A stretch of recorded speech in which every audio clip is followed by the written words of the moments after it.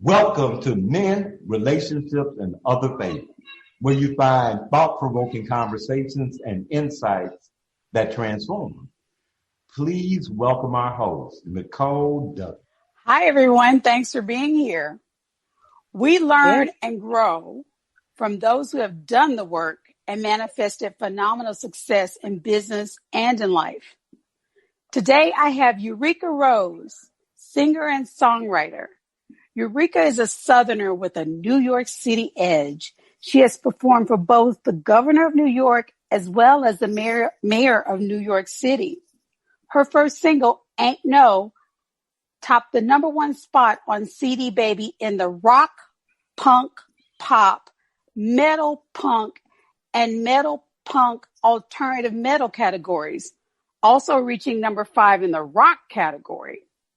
Urica Rose established her melodious evolution with her own Urica Rose 24/7 station on iHeartRadio. Thank you for being on the show, Urica. Thank you for having me, guys. I'm already having fun. We just started. Oh, yeah. We love to have fun here on Men, Relationships, and Other Fables. So, Urica, please share a little bit about your career, how you got started, and a moment of truth that was a breakthrough for you professionally.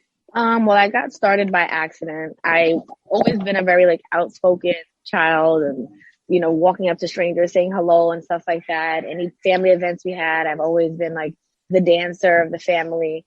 But one day I was 16 years old on the phone with a friend, and we and her were singing back and forth.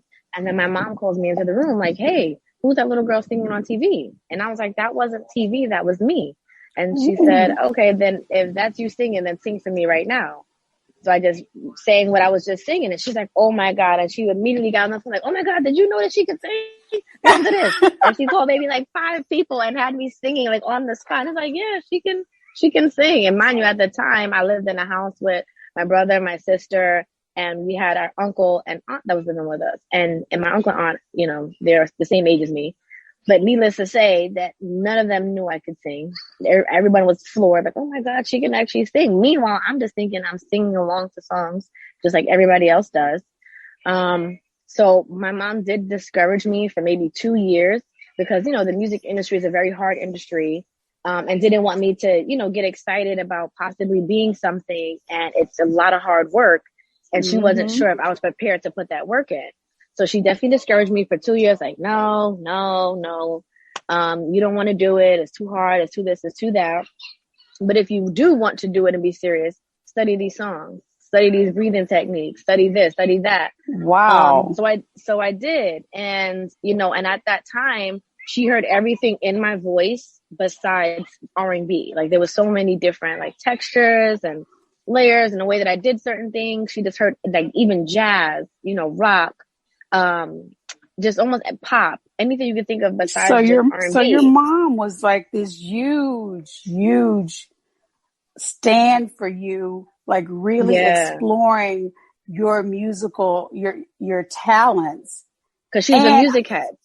Yeah. And then, but also she was wanting to protect her baby, Yeah. Cause it is, you're a 16-year-old kid and you hear all the horror stories now, especially now, even more so with social media, what was going on behind the scenes at certain times and, certain things that these young kids that were in the industry were put through. So, it's a scary thing to let your child go off and kind of do that. So she did try to discourage me. And along the way, I've been discouraged just because I'm a Black girl trying to do rock music.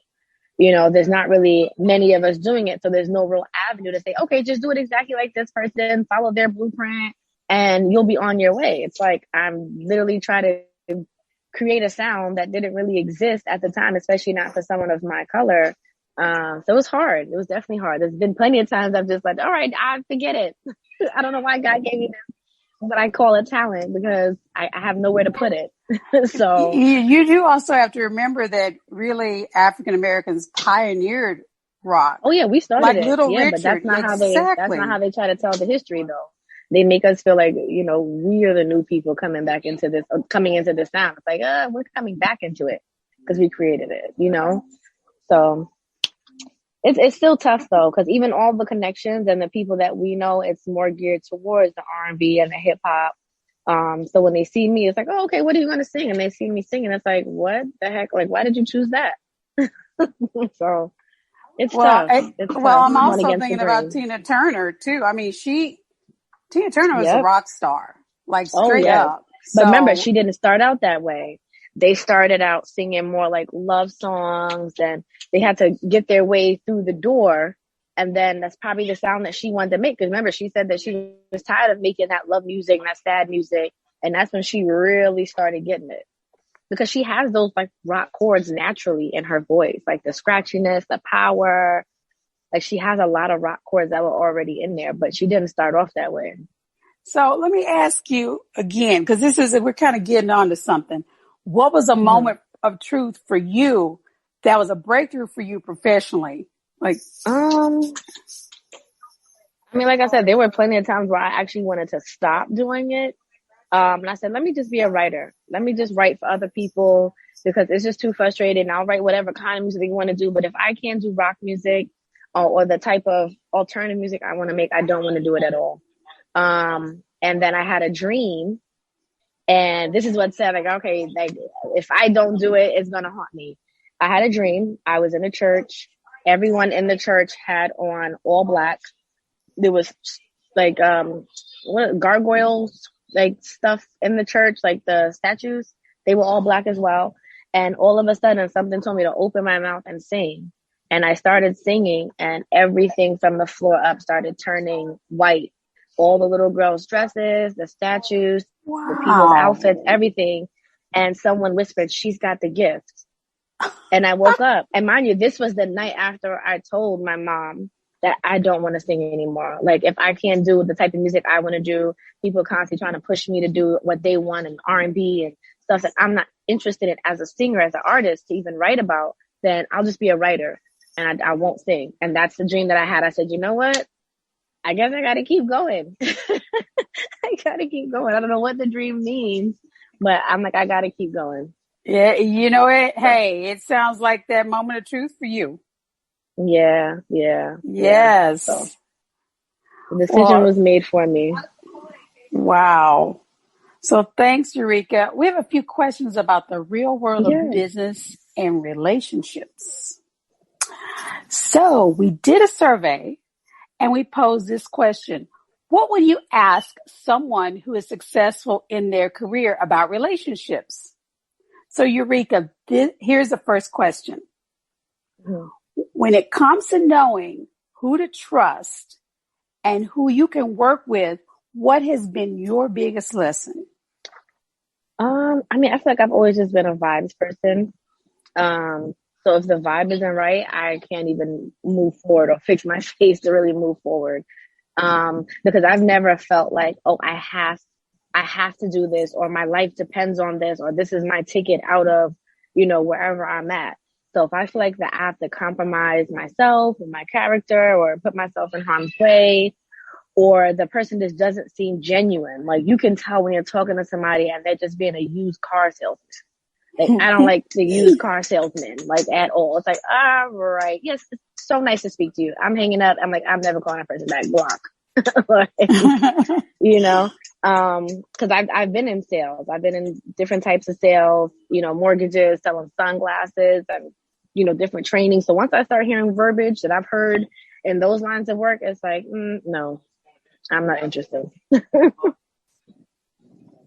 Oh, so you just basically kind of tune into the vibes they're putting out.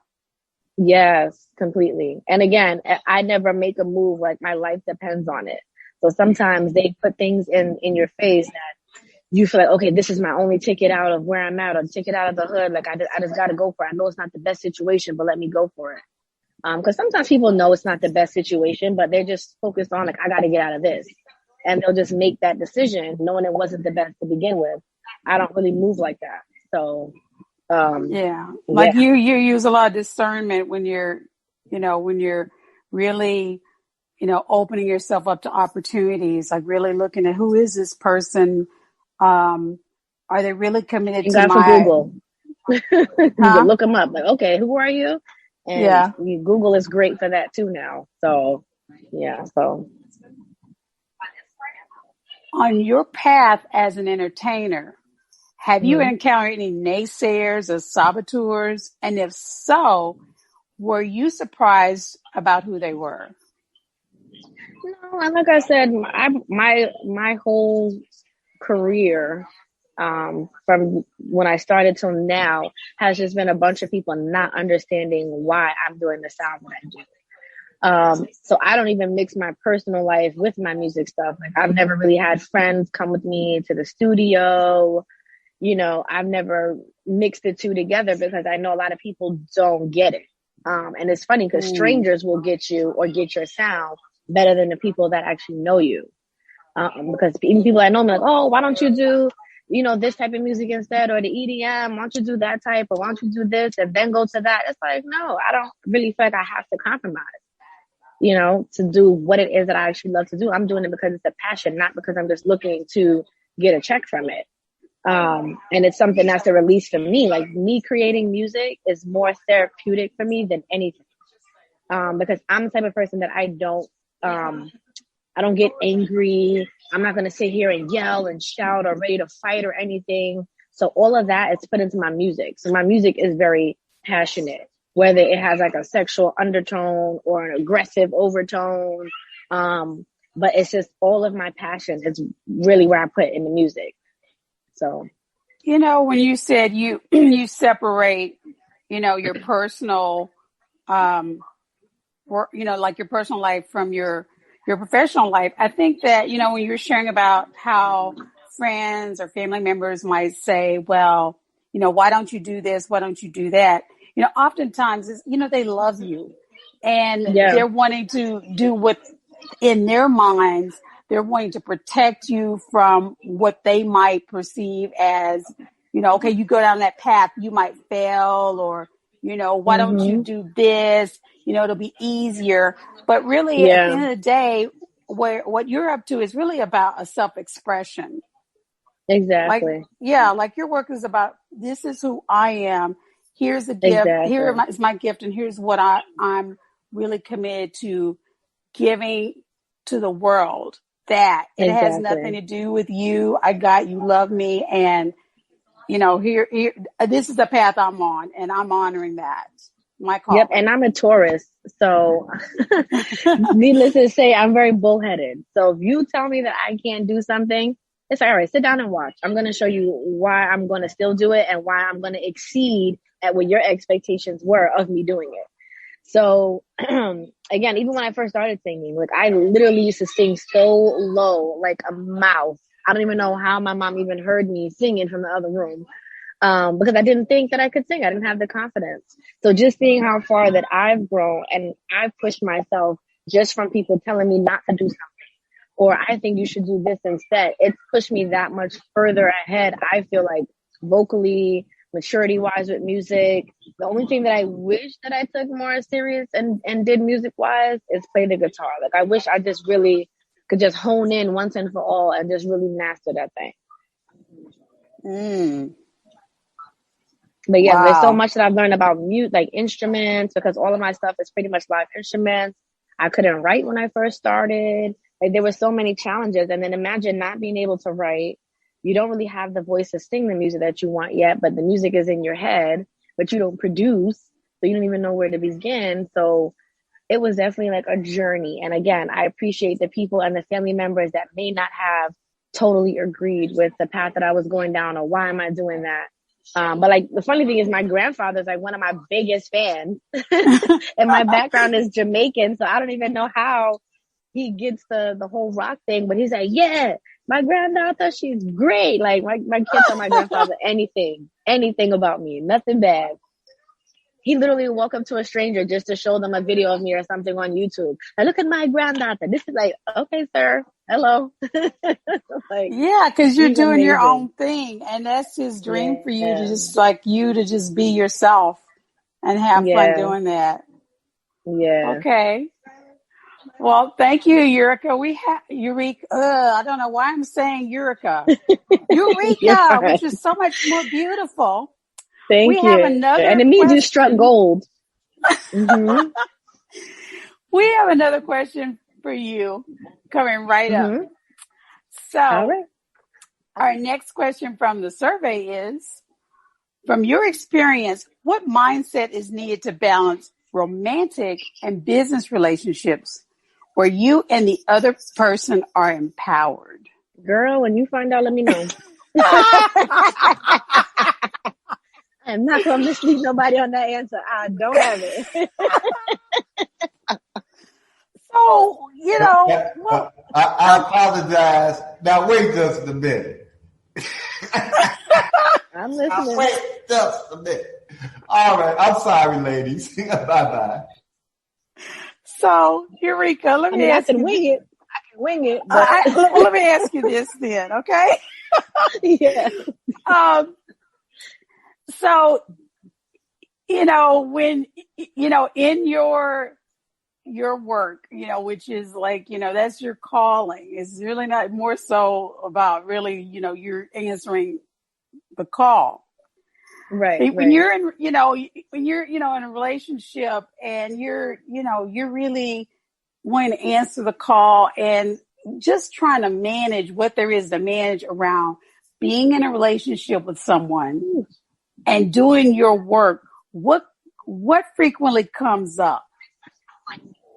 I mean, it's just the juggle is hard. And just for the other person to understand the demands that it comes with, like, studio time, and especially because, like I said, most of my music is live music. So it's not really like me just going in the booth and doing 2 takes and I'm done. Okay, I'm back home. It's like, all right, we have to, one, rehearse it to make sure we're all tight, we're all in sync. And then we have to be sent into separate rooms to just record each instrument together. And then the guitar still has to go again and do a few more takes separate. It's a whole production just for one song. It could take 5 hours, and I may have 3 songs lined up to do that day. So it's definitely hard for the other person if they're not in the industry or this is not something that they do or they've been around it. Because again, I do keep my personal and music separate. I've never brought a partner with me to the studio to even see the creation. Because honestly, I'd rather them keep Urica and Tasha separate.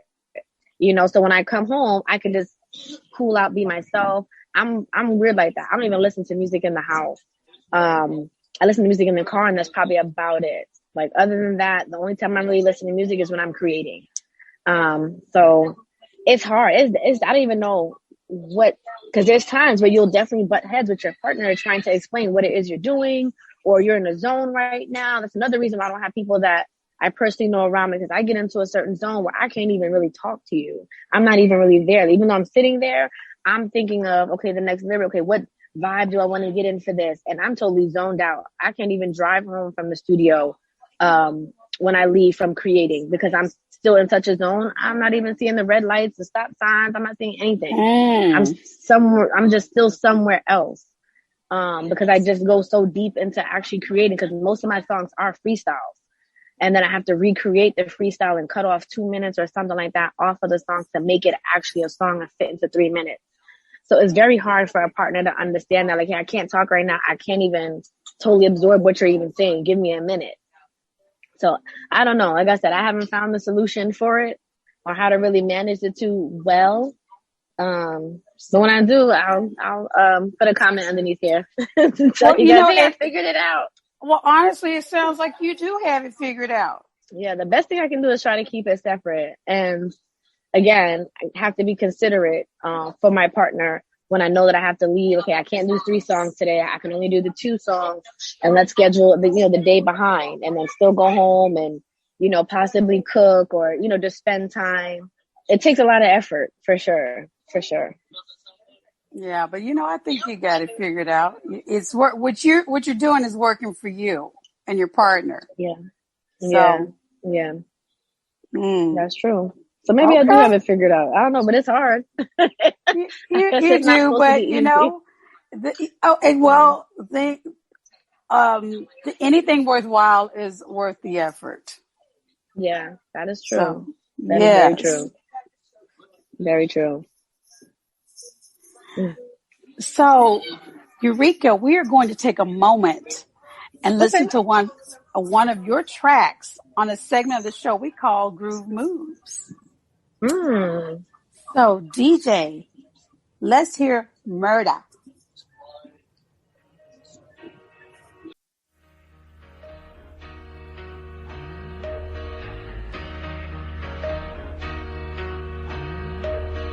easy, baby.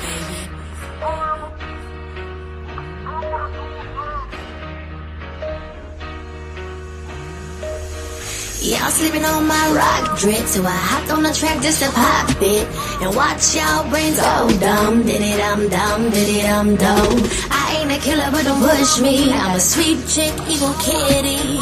Mess around, I'll be a murderer. Hop on this beat, I will murder ya. Murderer.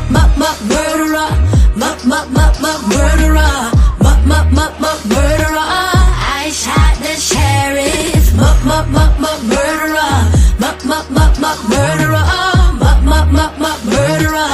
I shot the sheriff. Bop, bop. Hi, bop, bop. Hi, bop, bop. I shot the sheriff. Murderer.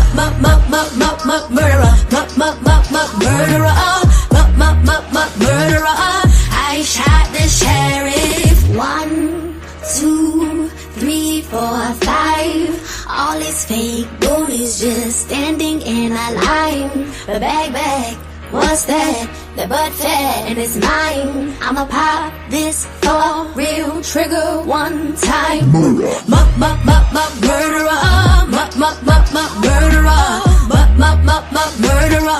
I shot the sheriff. Murderer. Murderer. I shot the sheriff. Bop, bop. Hi, bop, bop. Hi, bop, bop. I shot the sheriff. Murderer.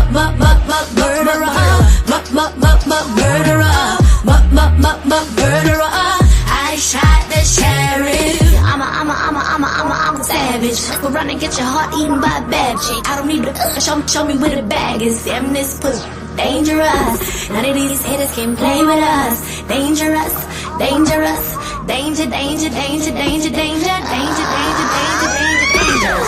Chick with a hell of an attitude. Fine, but I could be the mercy ragga too. Mess around and gouge out your eye. Don't you lie. You gon' go bye. Murder is the name that she roll. Around and lose the back of your throat. Got the shotty for your body. Ain't Illuminati, but I know karate and I know crazy.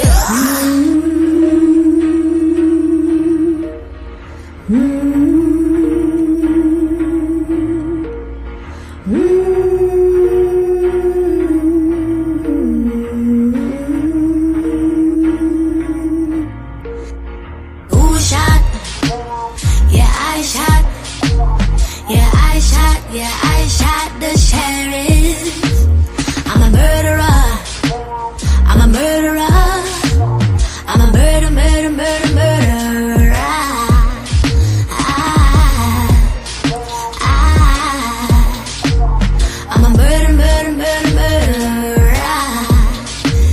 Like who shot? Yeah, I shot the sheriff.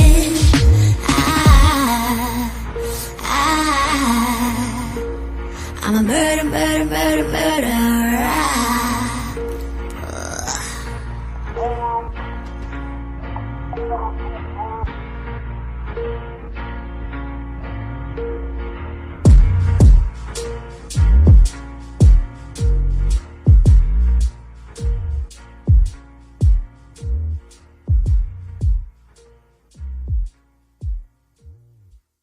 That was Murder. Is the track in the groove? I say it's in the groove. That's pretty dope. Thank you. Thank you. That's actually like the first rap song I've ever done. Because I had just moved upstate New York, so I was displaced from like my bands and everything. And I was trying to go on YouTube because YouTube has a lot of beats to see like what like rock songs I could make, and I literally couldn't find anything. So I said, let me play around with hip hop. Let me see if I can find like a hard, beat that either I can sing on or flow to or whatever. And then this song right here, I played around with like my manager here. She's like, oh wow, like I didn't know you could even flow. Like, she's like, it's kind of jazzy, but then it's hip hop. And then I'm like, all right, cool. Maybe I should make a mixtape then. It sounded a little Caribbean. It had the Caribbean influence. Yeah. No, it definitely had with the I Shot the Sheriff. So it had the Caribbean in there. Certain ways or notes, the way I was dragging notes was kind of jazzy. And then it had like the hip hop flow. So it was just, again, I was playing around. I didn't think anything of it. Like, what am I really trying to make here? But it turned out to sound like something. So then I made a whole mixtape called Evil Pussy. So there you go. So what was something that surprised you about creating Murder? That I could kind of rap, and a lot of guys that could actually rap, and friends that rap, they're like, yo, you really swagging on that beat. I'm like, really? They're like, yeah. I said, oh shoot, I might be a rapper. Oh shoot, let me see. Okay, so like I said, I started pulling up a bunch of tracks, and then learning how rappers ad-lib and how they punch in certain stuff. And again, this one didn't have as much ad-libs because it was my first time at it.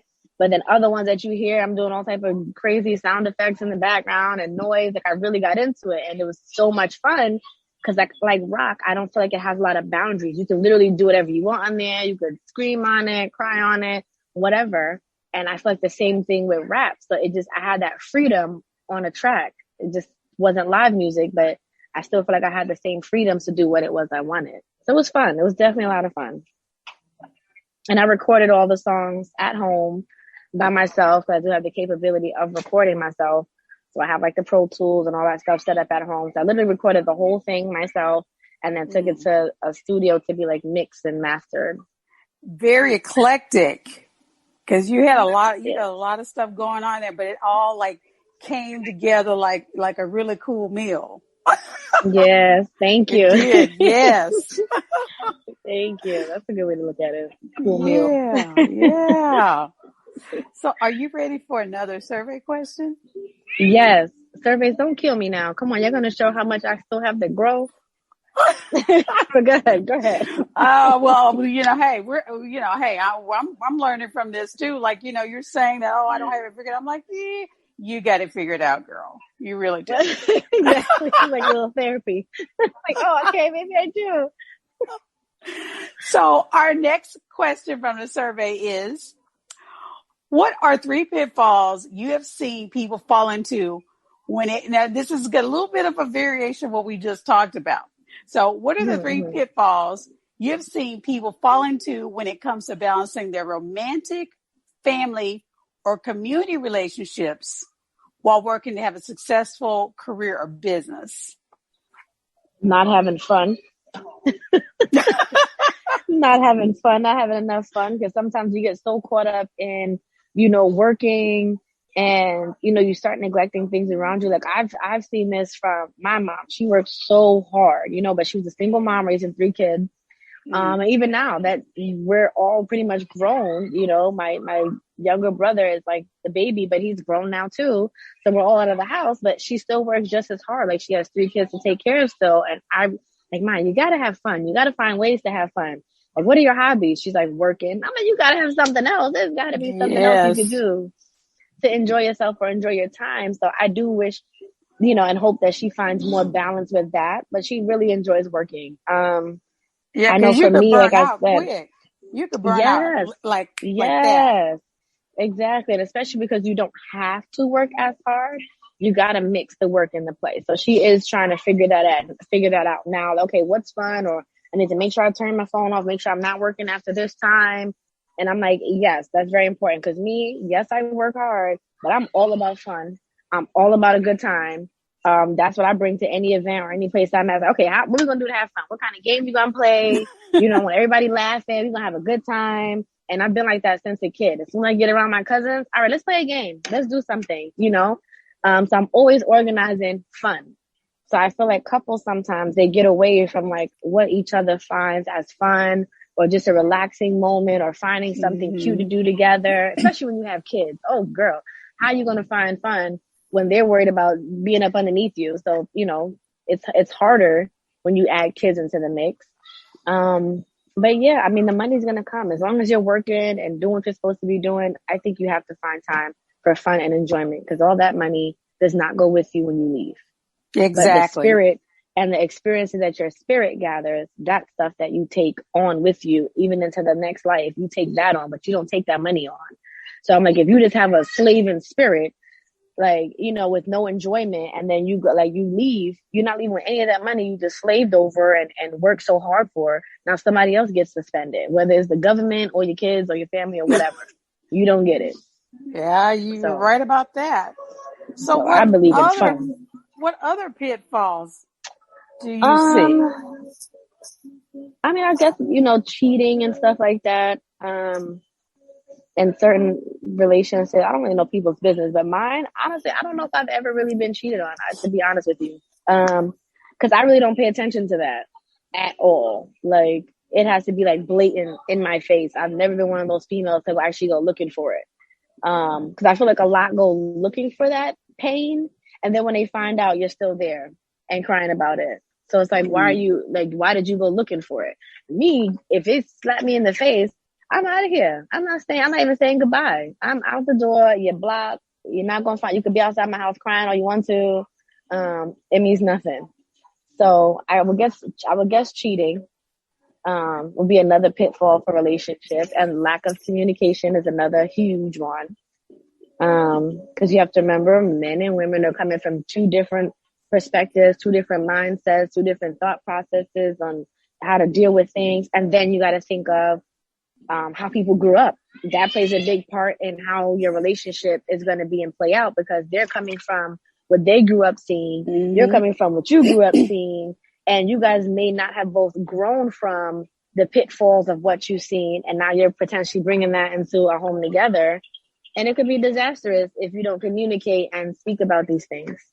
Exactly. Or what your expectations are from your partner, what your expectations are from your partner to, for you, to your kids, and what you want out of life. And I don't feel like if you don't have those conversations, it's going to be very hard for you guys to both grow in the same direction. Because again, like, guys, especially nowadays, I don't know if there's social media influence in it, but I just feel like it's just like a cloud, and there's just so many lost guys out there that's around in my age group. It's like, what boat did y'all miss or get off on? Y'all got off on the wrong stop. I don't even know. Like, why it's not even like a one person thing. It's like a huge group of y'all. Like, I'll speak to my mom's age group, my age group, my sister's age group. And it's just like, why are they all stuck in the same place? Like, I don't understand like what this is. And it's like, we got to be that much stronger, and this is not all men. So men don't think I'm bashing you, but just what I've come in contact with in my immediate circles. It's just like, is this a class y'all are taking or something that y'all just all agreeing that this is how we're going to be, and the women just got to figure it out and deal with us till we get there. We just communicate so differently. I mean, I can actually just kind of I can share about my own experience. So I'm a bit older than you, and my husband and I celebrate 31 years of marriage. Oh my gosh, congrats. Yeah, I can get advice from you, girl. Next Wednesday, right? So, that's so amazing. And throughout most of my career, I've worked with men because I have a technology background. Okay. So it's not that many of us women around. So with men, we talk things through. We have what I call our girl tribe. We talk about things with each other. Yep. We talk things through. A lot of times men, how they communicate is through doing things. Right. Mm-hmm. They just like, so sometimes they may have a conversation. Let's say if you're out, like, whatever, doing some kind of sporting event or something like that, men are involved, or they're doing some kind of something, fix it around the house, and they're doing it with you. Mm-hmm. They may start talking during that time as they're focused on something, but like sitting down and just having like, okay, let's just have a chat about something. No, not typically. not typically, and so Ronnie, hey, you weigh in here, so Ronnie and I are probably in the same age zip code, but for the most part, men, they're just not, they just don't wear their hearts on their sleeves talking about things. And I think they didn't really take a class. It's just kind of like, that's part of the culture of men. And it's distinct from our culture. And then being able to communicate with them, it takes something different, like, because I manage men to get results from them, right? It's just, it's not the same. So everything is perfect. Trust me. Don't think that they took a weird class. It's just, that's how they operate. And then true, a lot of times as they get older, and if you're in a relationship with a man, he'll start opening up So it won't be that, okay, you have to work together for him to start talking. He'll start opening up over time because there's that trust there. And you're his lady. He wants to be vulnerable with you. So you're doing fine. But one thing I wanted to point out that you said that was really, really powerful, and it was really about cheating. You said, I don't look for it. Oftentimes people are looking for they're looking for an opportunity to have life not work out. Yep. For them. That is, I don't get it. Because even if, let's say that I'm strong about it, you can't unsee what you saw. And it's painful, you know, whether you're with the person again or not, or every time you look at that, even if you get past it, you're still going to always see that in your mind when you're looking at that person. Why torture yourself? Especially if you know you're not even prepared mentally to leave. If you find something, why do it? And that's something my mom told me when I was like 15 years old. So I took that before I even got into my first relationship. Like, I am never going through anybody's phone. They're not going to break my heart on purpose. Well, it's not even that. It's like, you know, you're respecting them because you're looking for, you know, you're like, I'm looking for evidence that you're not being faithful to me. Chances are you're going to find it. You're going to find something. You may not even understand what it is. It could just be a cool text or something like that. There was no ill intent behind it or nothing really going on. And now you've seen it, can't unsee it. And now you're taking it out of context. And it's like, but you did it to yourself now. So, you know, and on top of that, you're invading a person's privacy. I believe that people deserve their privacy. Whether I'm with you or not, you still deserve I was brought up in a household where I didn't have parents going through my things or rifling through my stuff. They believed in my privacy. And mind you, I'm in their house and they're paying all the bills. And I have privacy in their home. So I definitely know I should have privacy in my own home, you know, so I believe people's privacy needs to be respected. Yeah, you get the respect you give. Yep. Yeah. So we have one final question. There's a lot going on. And if you had a magic wand and could change one thing, what would it be? That's it. I would like to wave the wand and get rid of some of my quarantine weight. Can you wave the wand over here? It's a daggone struggle, girl. And I want to get it nice outside. I'm trying to go for more walks now because I literally was in the house. Only time I left the house was to get my nails done. And now that I just moved to Florida, I have to find a new nail place now. So definitely out and trying to explore. But that 15-pound quarantine weight is no joke, man. No joke. But yeah, if I could wave a wand right now, immediately, that's my thought. But I guess if I could wave my wand, it'll more or less be about everybody around me just always being happy. I just love being around happy people, positive things. So if I could just wave any kind of worry away for me and my immediate circle, whether it's financial stuff, you know, traumas they may have experienced in the past, if I could just wave that wand and everybody's just happy and in a happy bubble, I would do that. Because it's very important for you to be happy and healthy inside and outside, and then the people around you, same thing, you know? So, and then now I feel like mental illness is at an all-time high with, you know, everybody experiencing, you know, being in the house and being locked down. And so it's a struggle for everybody. It's a struggle. I wish I could just make everybody happy. So, yeah. That's just so generous and so loving. I mean, we all could use that nice bit of magic dust, you know, kind of spread over us really we really do need that right now, really, as a world. Yeah. And then you're still at a place in the world where you're still worried because even though, you know, they're opening up things, we still don't have a lot of answers that I'm sure a lot of us would like to know, like, what was this thing really about? Is this, you know, what are the real numbers, or do we have anything else to worry about? Now they have aliens that's come. Like, we knew aliens existed. Why we gotta look at them now? Like, why? Are they gonna come cure the virus for us? Why are we talking about the aliens now? Out of all time, y'all been hiding them all this time. Now we talking about the aliens. It's like, y'all just want us to be scared, and we don't even know what to be scared of. Y'all giving us so much things at one time. I'm forgetting what to be scared about. Let me ask you, did they come to take away the virus? Yeah, are the aliens coming to take away the virus? Why are we talking about them now? What's their purpose now? What are they doing now? Now we supposed to be scared they're invading to attack us. They've been here all this time. Like, you know, nobody's been convinced that they weren't here. So, well, at least not me. And in social media age, where people have their own videos and they can make their own news. We've been seeing it.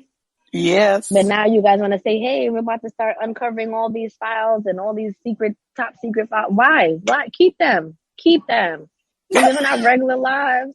We ain't thinking about them. Aliens ain't at my front door. So wherever they at, let them stay there. I don't need to know where they're at and where they're hanging out at. I'm not going over there.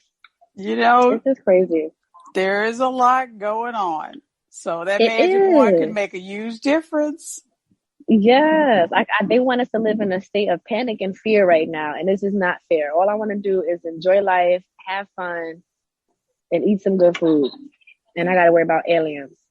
Well, the cool part is coronavirus. we do have a choice. And, as as our conversation, we had a really amazing conversation and, just different points you raised about, not going and looking for the negative in your life and focusing on having fun and focusing on really being in communication with the people in your life. I mean, those 3 takeaways, if we applied that, then it would take us a long way. Yeah. And like I was just having a conversation with my mom this week and I told her, like, I don't know, God forbid if I pass tomorrow, 2 days, 2 years, 30 years, 20 years, I want to have fun up until that point. I want to enjoy myself up until that point. I could find a million things every day to be upset about, or this didn't go right, or that's not going right. But it's like, why focus on that when you literally have so much beautiful things around you, that there is to enjoy even simple things. Like right now, you guys haven't really seen my background, but I'm by I forgot what this little river thing is called. I just moved over here, but I forgot what this river thing is called. And they have like a nice little pool area. And when I get stressed out, I'm like, you know what? Let me go downstairs and go find something to be excited about or happy about. Because there's just so much different stresses out here in this world right now. So gotta find peace somehow, some way. Yeah, definitely. You've got to. And happiness is definitely an inside job. So this has been a really great conversation. I've been having a lot of fun. And thank you for sharing your wisdom, Urica. Oh, thank you. No, thank you. I felt like I had a little bit of therapy today. Well, you're doling out the wisdom too. So there you go. You. So it's awesome. Sometimes you got to hear it outside of your body. Like, oh yeah, I said that. So, Urica, let me check with the producer. Do we have time for another track? Yes, we do. We do. Okay, let's hear White Noise. Yay.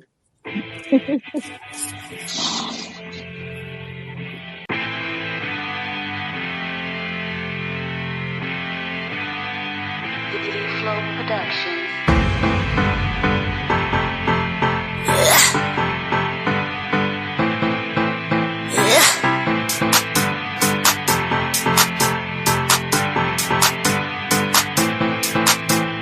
If this should be the day that I die, bury me in Versace, put on my shades, don't watch me. Business face like Rocky, girl, don't try to copy. Won't you try to stop me? Won't you try to stop me? Won't you try to stop me? Won't you try to stop me? Won't you try to stop me? Bring on the white noise. I'm so into fashion, this excites me. The runway, yeah, it lives inside of me. Yeah, I'm so into fashion, this excites me. The runway, yeah, it lives inside of me. Yeah, I'm so into fashion, this excites me. The runway, yeah, it lives inside of me. Yeah, I'm so into fashion, this excites me.